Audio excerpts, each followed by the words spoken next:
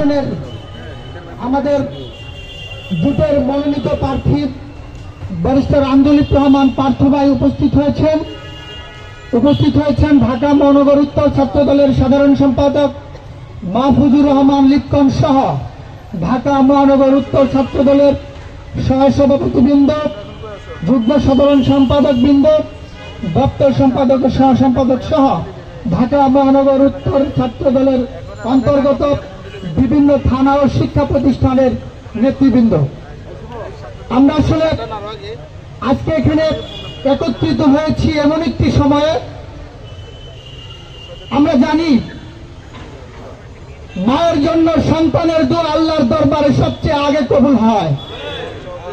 তাই আমরা আমাদের মাতা দেশমাতা বেগম খালেদা জিয়ার জন্য, তার বাংলাদেশের 18 কোটি সন্তান সেই মায়ের জন্য দোয়া করেছে।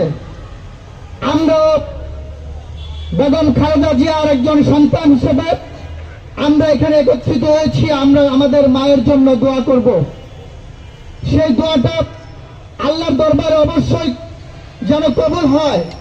যে মানুষটি সারাটি জীবন এই দেশের জন্য, এই দেশের মানুষের জন্য, গণতন্ত্রের জন্য, আমাদের দেশের মানুষের ঐক্যের জন্য সারাটি জীবন নিজের সকল সুখ শান্তিকে বিসর্জন দিয়ে সকল আরাম আয়েশের জীবন ত্যাগ করেছেন, আমাদের সেই মা, যেই মা আমাদের সুন্দর ভবিষ্যৎ গড়ার জন্য, এই বাংলাদেশকে একটি সুন্দর রাষ্ট্র গড়ার জন্য এত কিছু করলেন, কিন্তু সেই মা এখন অসুস্থ হয়ে হসপিটালের বেডে শুয়ে আছেন।